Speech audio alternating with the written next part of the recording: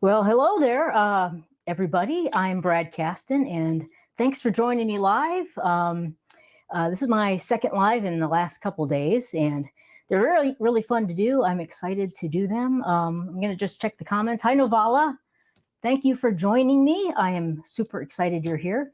Give me a thumbs up if you can hear me okay, or if you have a problem hearing me, just say, I can't hear you. Hopefully, I think everyone should be able to hear me though. I checked my mic earlier. So what we're going to talk about today, I've been getting a lot of questions lately actually about how to do acrylic pouring without getting cells. And when we look at all these beautiful acrylic pours, a lot of them have cells. We love the cells. I like cells, but sometimes you don't want cells, or you're sick of the cells, or you just want to do something different. I love both. I love cells. I love, thank you very much, Navala. I appreciate that. You can hear me? So what we're going to talk about today is two different ways to eliminate cells, or at the very least, get very minimal cells. I'm sure there are a bunch of different ways, but I'm going to share two fairly simple ways that I've found that work pretty good for me.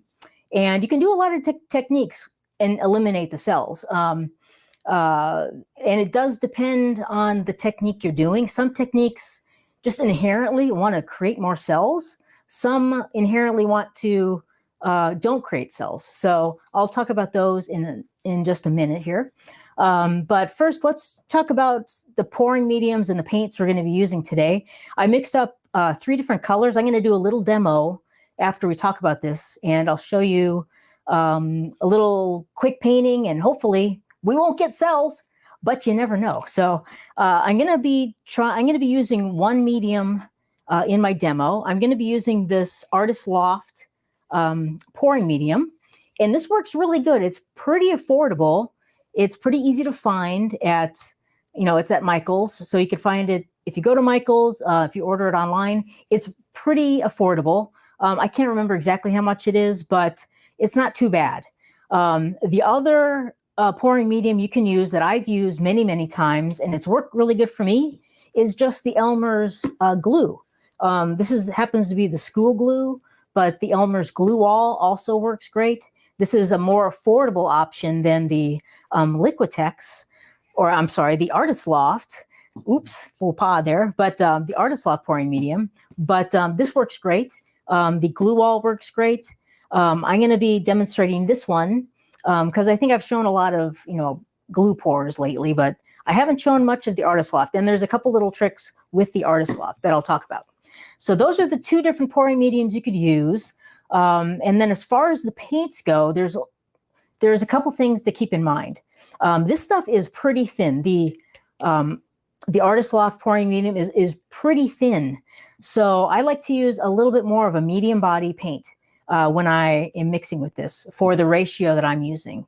And I use about 5 parts of the pouring medium to 3 parts of the paint. But an easier way to do that would just be to use 2 parts pouring medium, 1 part paint. That's just a much simpler ratio to remember. And it's almost exactly the same as the 5 to 3. But so 2 parts of this and 1 part of paint. So these are the paints I'm using today. I'm going to be using, this is one of my favorite colors, this metallic cobalt blue. Let me switch the camera and I'll show you a little closer view of it. So let that do its thing quickly. So this is an Artist Loft color actually, but this is a metallic cobalt blue. This is a really awesome color. Hi, Rain. Nice of you to join me. Thanks for stopping by. So this is one of the colors. This is just a very simple color palette. I'm using 3 colors. I'm using the Titanium White by Liquitex Basics and Ivory Black by Artist Loft. So these are the 3 colors. It's a super simple color palette. You can't really get much simpler than 3 colors. And you'll notice in these 3 colors, I have a really dark, which is the black. I have a really light, which is the white. And then I've got a color kind of right in the middle, which is, I call a mid value or middle value color. So you could create like very simple color palettes like this using a whole wide range of colors. If you go with a dark and a light and a middle, you'll get a bunch of really awesome paintings.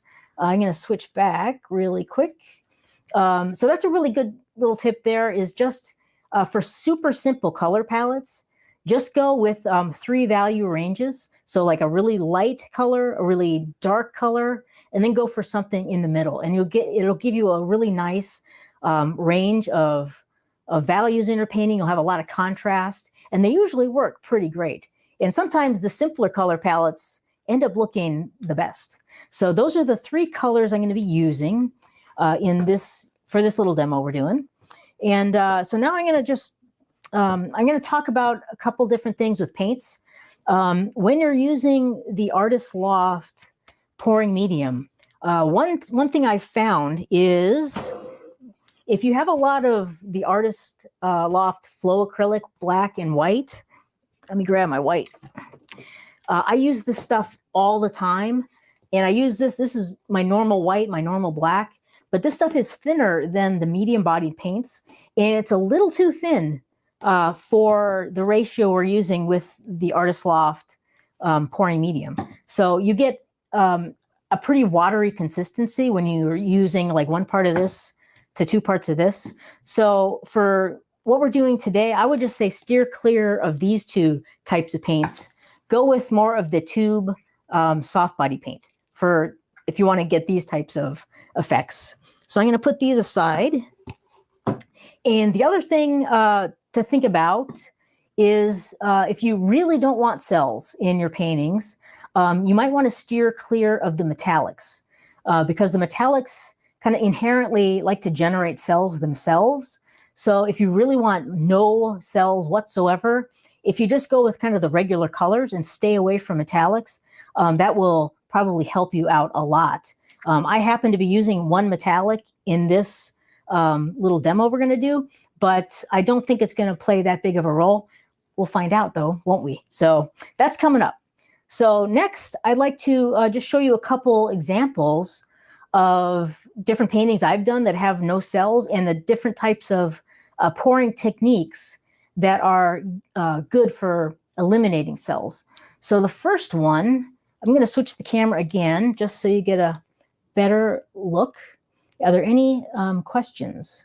Let's see. Not yet. Please explain if cells and texture go together. Just a second here. Let's. Please explain if cells and texture go together. I'm not quite sure I understand that question 100%, but I'm thinking no.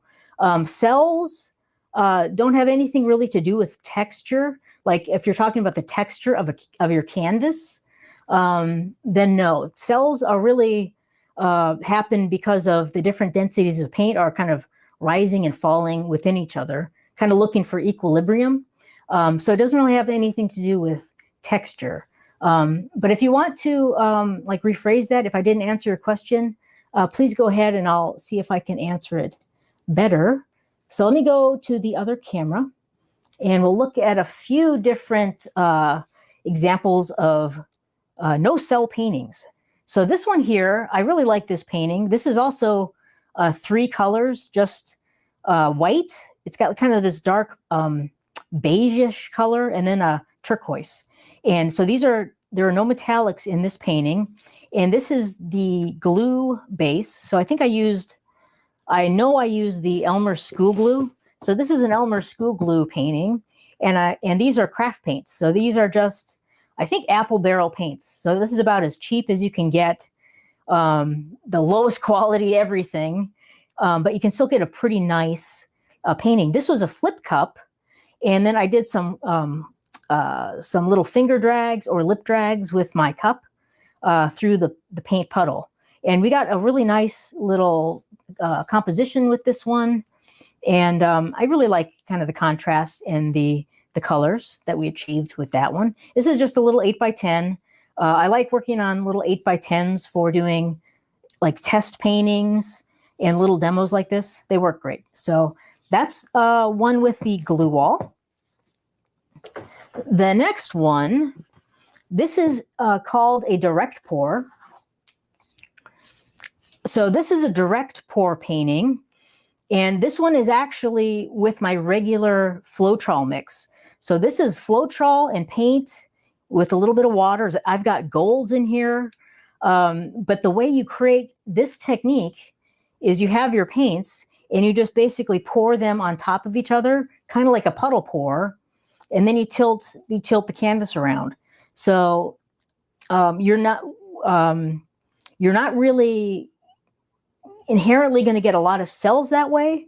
So puddle pour is a great technique to kind of eliminate cells. You might get a few of them. I think I got a few tiny ones in this painting, but this is kind of a fun painting. I have about 4 colors in this one, but this is a very simple technique. This is about as simple of a technique as you can get by just pouring puddles one on top of another and then tilting your canvas. So I like this painting a lot. We got some cool effects going on in this one. And the third one I'm going to show you is kind of a newish technique, which is a really fun one. It's this is also a puddle pour, but with this one, it's the marble roll technique. So you would pour puddles of paint on top of each other on the canvas. Then you take a marble and then just roll it around in the puddles, and it creates a lot of cool, interesting effects. And this one, I had a bunch of metallics. Actually, I'm going totally against my own advice here. I have copper and gold, a bunch of different things. But this one really had not a lot of cells. You get a whole lot of cells when you do a lot of layering in your cups and then do flip cups, floating flip cups, that type of thing really wants to create a lot of cells because the paints are all blending into each other in the flip cup. So if you're doing puddle pours, direct pours, you can eliminate a lot of cells. So those are a few different examples of different paintings. I'm going to move these aside. And I'm going to switch the camera back. So those are a couple different techniques. The technique we're going to be doing today with our little demonstration is just a really simple ring pour. A ring pour is a great way to kind of eliminate cells or reduce cells a lot. It just inherently doesn't get a lot of cells. So all the different ring pours, standard ring pour, like a waterfall pour, which is one of my favorites, like the kiss pour or a double cup pour, any of those, you won't get a whole lot of cells.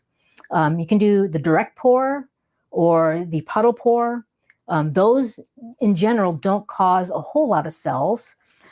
In certain cases, flip cups will not generate cells, like the glue example I showed you, but that's kind of like a 50-50. So that one is not, and all the time, you're not going to get cells. You might generate cells. A lot has to do with the colors you're choosing, the consistency of your paint, things like that. So that's one, I'd say about 50% of the time you might get cells, 50% perhaps not.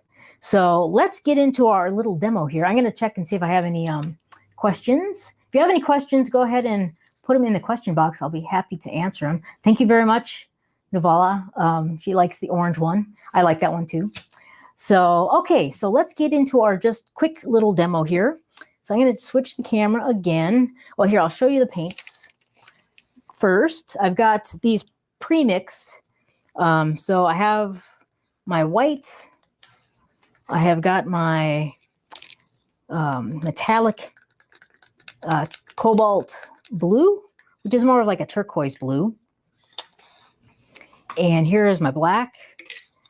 So I'm just giving them a little mix. They've been sitting for about 20 minutes, so you want to give them a nice little mix again. I got like a clump in there. That might cause a problem. But they're all right. Okay, they're pretty good. So let me move this out of the way. I'm going to bring my canvas over, and I'll just layer the cup first, and then I will switch the camera so you can see the tilting. So I've got my little cup here. Now for an 8x10, I'll show you the canvas. This is just a little 8x10 we're going to be using. And I've prep the back. I put a little tape on the back and put my little cup hooks in the corners. Normally I'd use push pins, but I thought I'd use my little cup hooks today. So our canvas is all ready to go. This is a small souffle cup. This is a 4-ounce souffle cup. And for an 8x10 doing a ring pour, I like to use about 2.5 ounces of paint. So I have a little mark here, which is about a 2.5 ounce mark. So we're going to just kind of layer our cup, and then I will pour it on. So let's see, what am I going to start with? I think I'll start with the white. So I'll just put a little white in there. And then I'll go to my cobalt. And then the black. And I think I'll just repeat that same sequence, maybe a couple more times, so a little more white.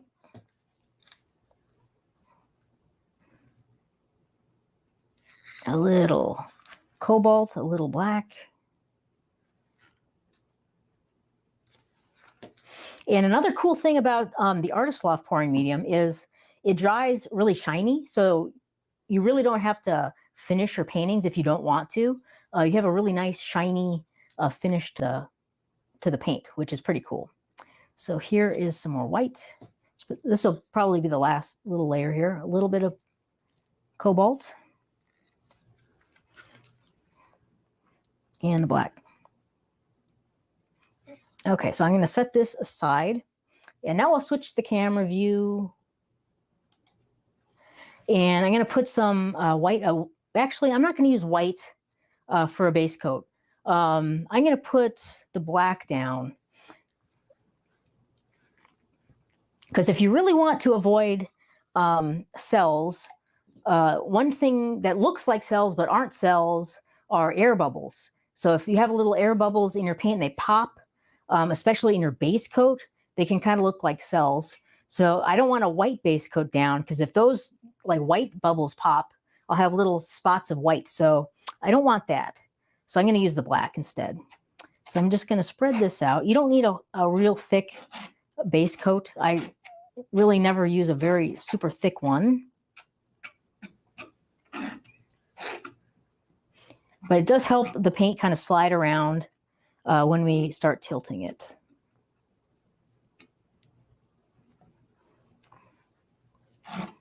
Okay, so there we go. So I'm going to just pour from the center, pour right in the center from one side of the cup.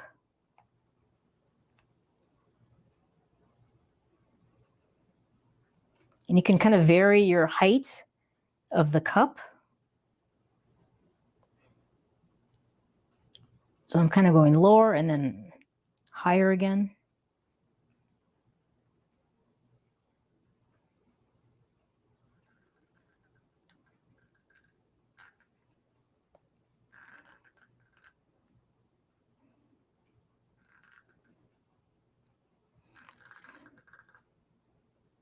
And then at the end of the cup, you want to be real careful. That's about it. So tilt the cup kind of back a bit, and then you can grab it and pull it away. Now that's an interesting paint puddle right off the bat. Let's see what happens. Let's stretch it out. So when I stretch, I like to kind of just expand that paint puddle I have on the canvas. So I just like to roll it around the canvas a bit.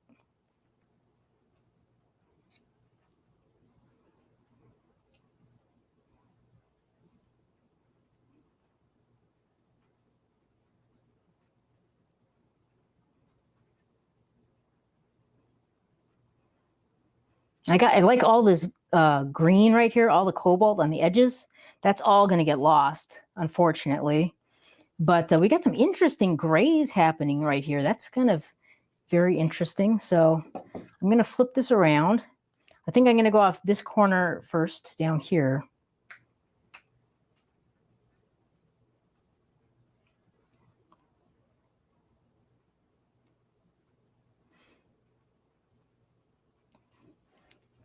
So I'm just kind of taking my time and letting that paint get over the edge and then tilt back the other way. Kind of recenter the paint. I'm liking what's happening. I've got a glob of stuff right there. I'm going to grab my tweezers. All this stuff happens when you're pouring. So I have my little tweezers. Right here, I've got like some kind of glob. Oh yeah. So it's like some kind of bit of junk. So I just pulled that out. So it's nice to have a little tweezers on hand. And now we have to decide where we're going to go next. I think I might go off this corner next. So I'm going to just turn my canvas and move the paint down there.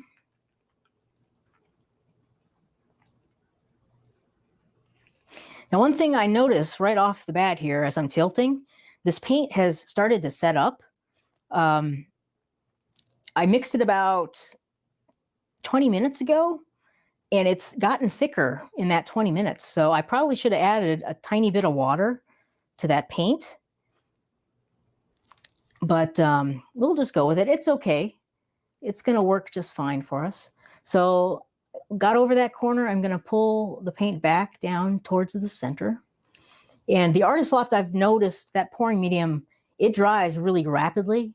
It really sets up fast. And it's pretty sticky stuff. So I would recommend wearing some gloves if you're going to work with it.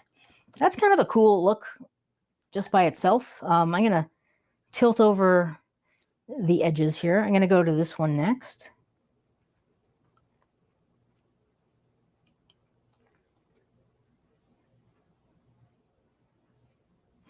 And we're not getting too many cells or any cells really. I've got a couple little air bubbles I see in there.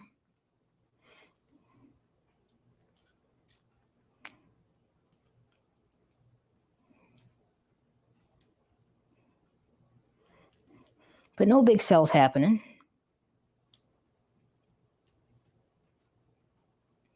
Okay, so I got over that corner.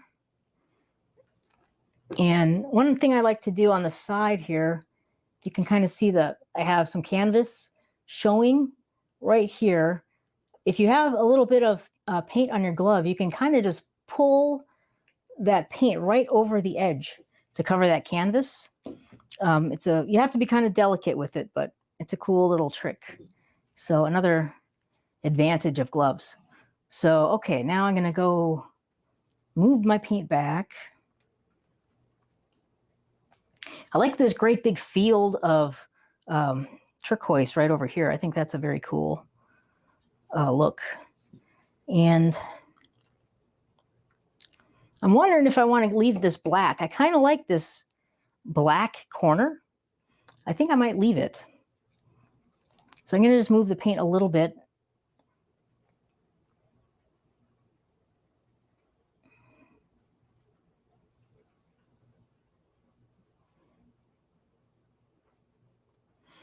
Yeah, I might just leave that. I kind of like that. So what I'm going to do, in a case like this, I'll take my black paint and I'll just take my stir stick and kind of scoop some on there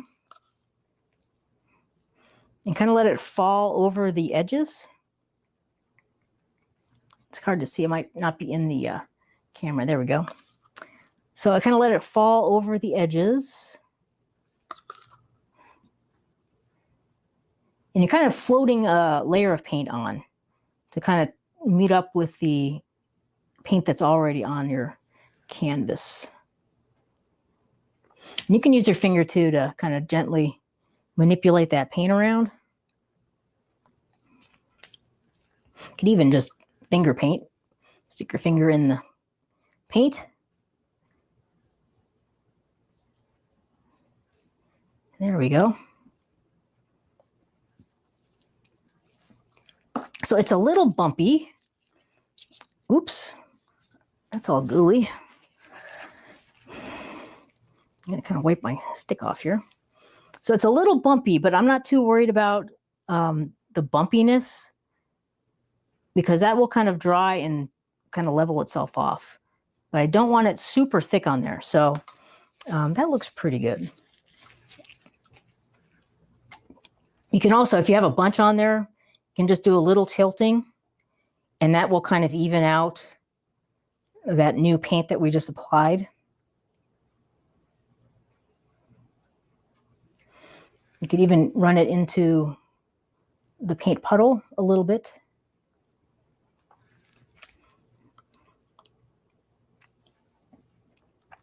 So there we go. I think I like that painting. Normally I like to stretch my rings out a lot, but I really like this one. I love the center. I think that's very cool, and it's right in a good spot for a center of interest. So I'm going to call that one a good finished. I like that for a quick little demo on not getting any cells.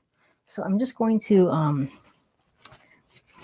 wipe my fingers off a little bit. I have a box of tissues that I keep right by here. See, just this little box of tissues. It comes in really handy when you have your hands are all covered in paint, just to grab a few out of the box.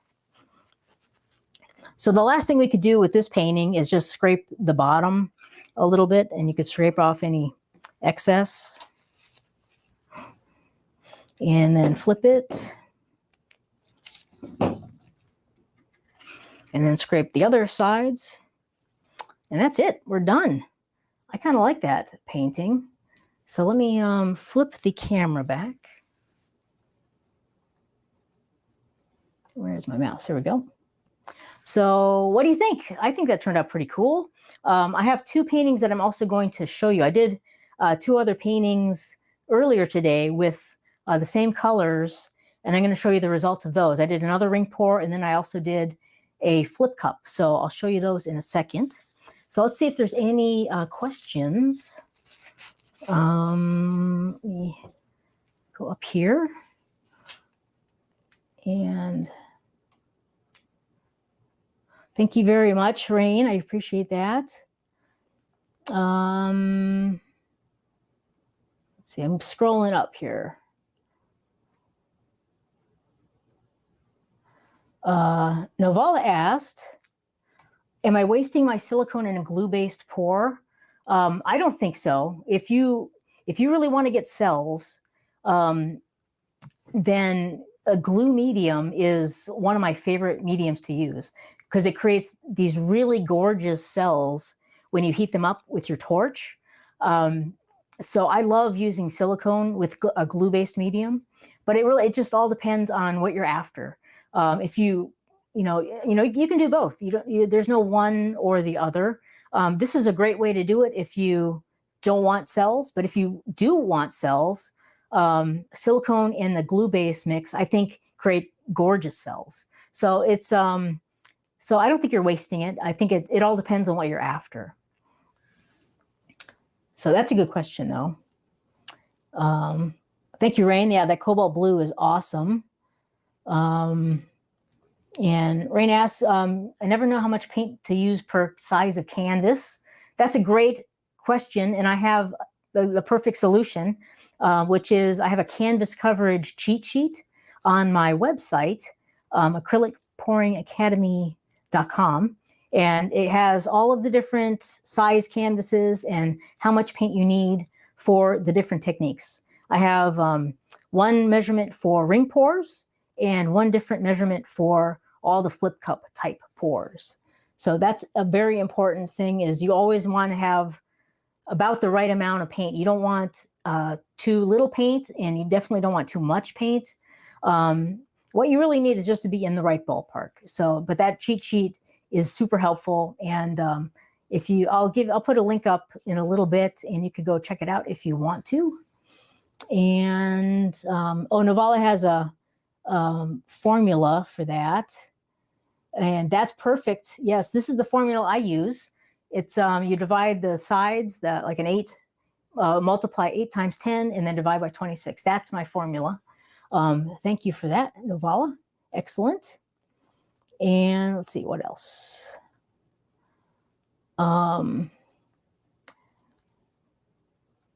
Lorraine asks, was that a direct pour or a ring pour? Let me pull that up. Well, this one, see, with ring pours, direct pours, to me, there's a very fine line of difference. Like, to me, this is a ring pour because we have tons of rings. I didn't really twirl my cup. You can twirl your cup and you'll get like really kind of pronounced rings.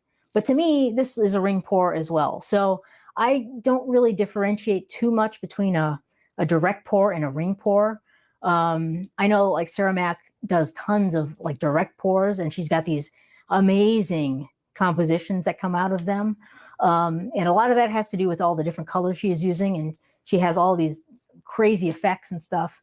But anytime you're kind of holding your cup pouring on the canvas, I would call that either a ring pour or direct pour. I don't really see a huge difference between the two. But there are, but that's just my opinion. I mean, other people really like make pronounced rings in their paintings and have gorgeous ring pours. For me, I just, they're both kind of the same, in my opinion, anyway. So, but good question. Let's see. Any other questions? Thank you, Navala. That's great. No more questions. Well, thank you so much, ladies, for joining me on the for this little quick demo. I have one more thing to show you, and I'll show you these two paintings that I did earlier today, and you can check them out. I'm going to move these paints out of the way, and I'm going to take and move this over here. So these I did about, I don't know, a couple hours ago, these two paintings, and I'm going to flip the camera again. But they're already like drying like crazy. So the Artist Loft really dries fast. So let me flip the camera and I'll bring them over here. So this first one, so this is a flip cup pour. So I did it's a flip cup, and then I did a couple lip drags through the paint. And I had some issues with this one. This paint I mixed this paint a little bit too thin. I got some kind of weird little things in it. But overall, I think that was just some little globs I had on the paint. But overall, there's no cells really in this one. And I'm going to tilt it. You can see how shiny it is already. And this is getting pretty dry. So that's probably about the shininess you can expect. I don't know if you can kind of see the glare there. It's pretty shiny. So you end up with some pretty nice shiny paintings using the Artist Loft. And here is the other one. This one is a ring pour. I kind of like it this way. And this one's got all kinds of crazy like texture and stuff. And that's because I painted over another painting. But this one is a weird one. Again, the paints were a little thinner, but then I really stretched this one like crazy. I stretched it and moved it all over the place. So I really made a weird composition, but it's also drying like crazy.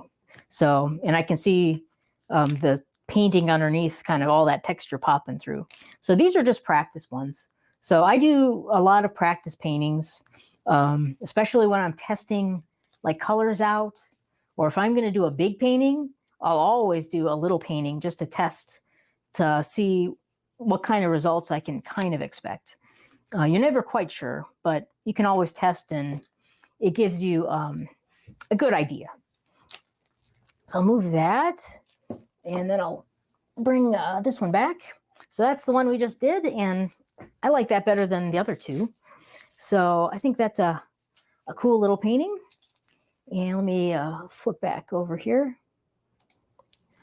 So let's see, any other questions you might have about the pouring medium or the ratios or anything? Let me bring up that link and you can go check out the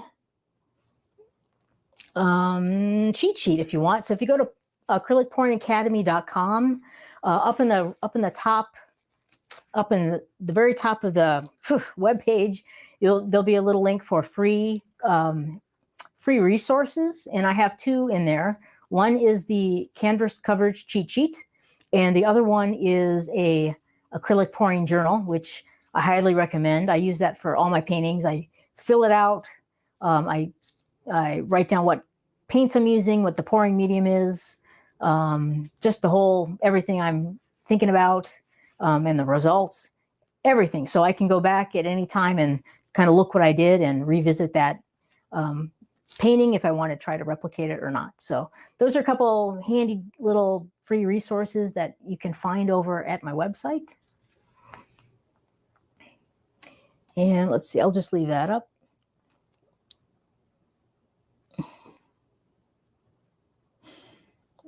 And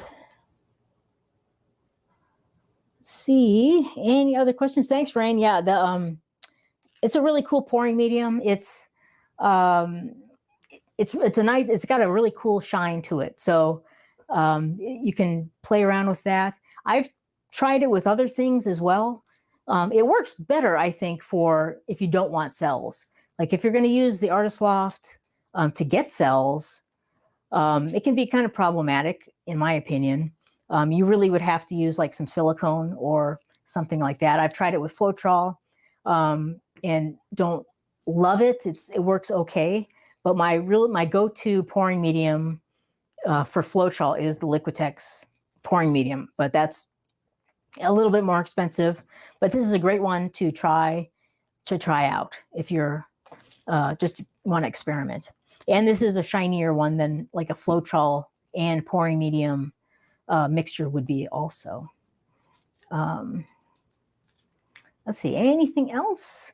Oh, this is a good question. Do you still need to varnish? That's really up to you. You really don't have to. If you're happy with the shine or the sheen of the finished painting, then I would go ahead and leave it. Varnishing, everyone talks about the top coat and varnishing. I kind of go in an opposite direction of most people. Acrylic painting, like, acrylic paint by itself, like if you do an acrylic painting like these paintings here, they'll dry, and they're like plastic. I mean, they're tough and hard, and they're not going to be easily damaged. I mean, if you take a knife or something, no matter what you put on, you're going to scrape it up. But they're pretty resilient. A top coat, in my opinion, is mostly for two things: to get a overall sheen to your painting, whether that be really glossy or like a satin finish or somewhere in between, or even matte finish. It'll give a uniform finish to the entire painting, which you may or may not want. A lot of my paintings, most of my paintings I do not varnish or have not varnished yet. I love the multiple different sheens I get, because the metallics are shiny and sparkly. Other colors are kind of matte and kind of fade back. Then you kind of have these middle types of colors. It's a really interesting look to it. But if you really want a uniform finish, like a varnish is the way to go. The other thing is, if you really want a UV finish, then you would want to use something that has UV inhibitors in it, which will protect your artwork from the sun. And like in my experience, those are a little harder to come by. There are spray-on finishes. Some of the Liquitex finishes, the higher end ones, have UV inhibitors in them. But like the Liquitex, the one that's really popular, Liquitex, the super high glossy one, I don't think that has any UV inhibitors in it. So I don't know, and it's tricky to put on. Like, that's the other thing, is all of the varnishes are tricky to put on. So you really have to know what you're doing and have practiced multiple times to be comfortable in varnishing your paintings. I always am like a little uptight about varnishing because things can go wrong. So it's a risk, no matter what. Varnishing is always a risk. So in my opinion, they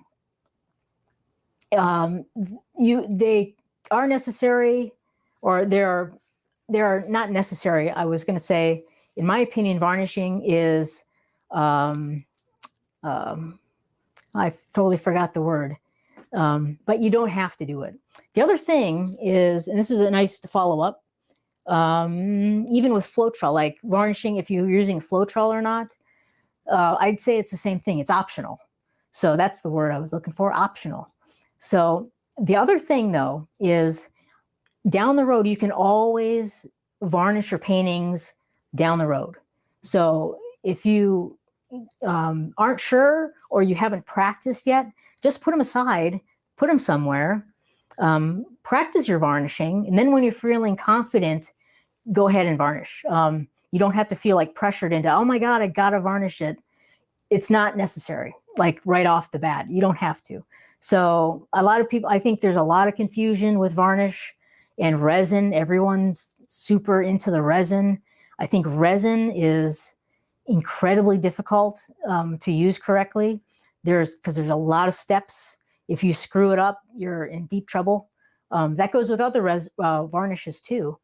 If you mess it up, it's hard to fix. So you really want to be confident with your varnishing abilities, I would say. So don't feel like you're pressured into varnishing. The easiest way to start is with the spray varnish, like get the spray-on varnish. Those are the easiest. But if you like the sheen, like of the Artist Loft, then just go with that. There's no need to varnish that one. And remember, all of these paints, like even the cheaper student grade Artist Loft, they're light fast. So they have, they are resilient to the sun up to an extent. You don't want to put these like in a window, having the sun blast right on them. They're going to fade eventually. So they do have some UV protection a little bit, and they're light fast. So let's see, anything else? Nope.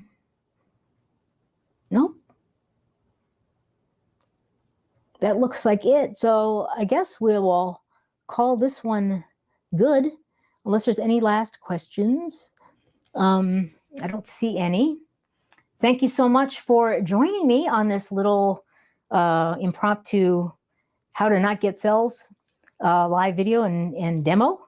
So thanks again. If you have any questions, here, let me hide that. Let me pull up the band. There it is. If you go to acrylicpouringacademy.com, you can find that canvas coverage cheat sheet and also the acrylic pouring journal page.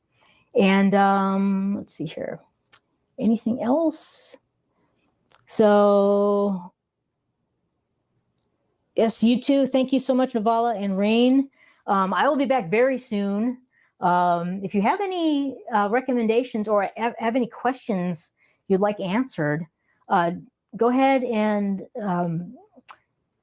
you could either send me an email or you could reply to this live and it goes live on Facebook, or post it on the YouTube live replay.